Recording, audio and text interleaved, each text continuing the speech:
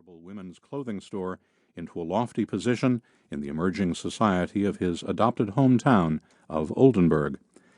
Never one to allow life's circumstances to dictate terms to him where he could help it, Alex was a man of forthright action and blunt expression. Even while caught in the snares of his French imprisonment, he wrote impassioned letters to those in charge, stating the case for his freedom and that of his younger son. And he sent letters to his older son, my father, to spur him into action on their behalf. In his very last letter to George, Grandfather Alex recounted the horrors he and Helmut had endured since boarding the St. Louis more than 3 years earlier. With all the pent-up pain and frustration of his captivity flowing through his pen, Alex concluded, "I have already described our situation for you several times. This will be the last time. If you don't move heaven and earth to help us, that's up to you, but it will be on your conscience." My father and mother had managed to emigrate to the United States in June 1941.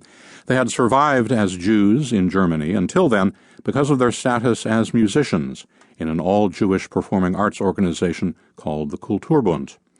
Once in America, they both found menial jobs, my mother as a domestic, cooking and cleaning houses for $12 a week, and my father working in a factory where he cut zippers out of discarded pants and polished them on a wheel, reconditioning them so that they could serve again in the flies of new trousers. For this, he was paid $14 a week.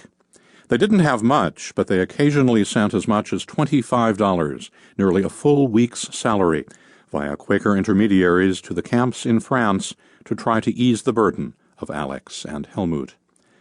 But did my father do as much as he could have on his family's behalf? Did he, as his father had implored him, move heaven and earth? Probably not. In the late summer of 1941, my parents landed jobs performing at a music festival in Columbia, South Carolina. They took the train from their home in New York City down to Columbia, passing through Washington, D.C. on their journeys south and north. Neither time did my father disembark in the capital to visit the halls of Congress, where he might have found an important ally who could have helped him to fill out the proper form or contact the right immigration officer who might have reached the exact authority in France in time to ensure that Alex and Helmut never boarded that fateful train to Auschwitz.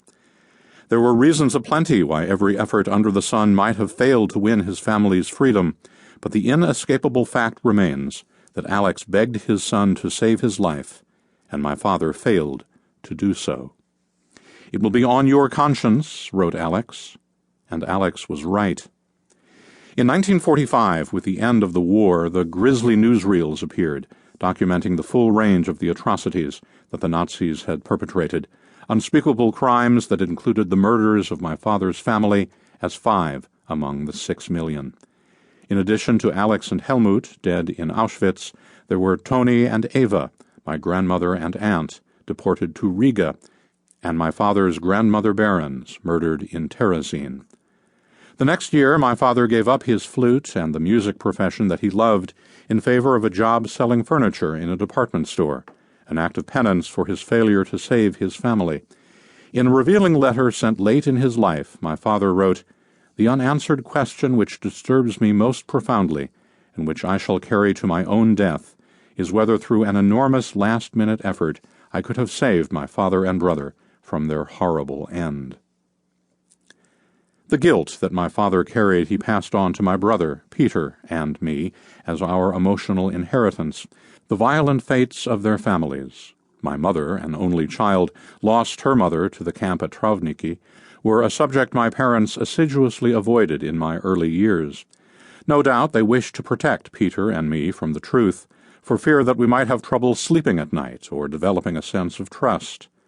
How little they suspected that, even without words, we could feel and absorb the unspoken pain that circulated like dust in the air of our home, and how much we were aware of the darkness, the enormous, unknown, yet deeply felt secret that obscured the light of the truth. My parents' way of dealing with their guilt and sadness was to deny it and keep it hidden, but secrets derive a significant part of their power from silence and shame. "They died in the war," was my father's curt reply to my brother's direct question.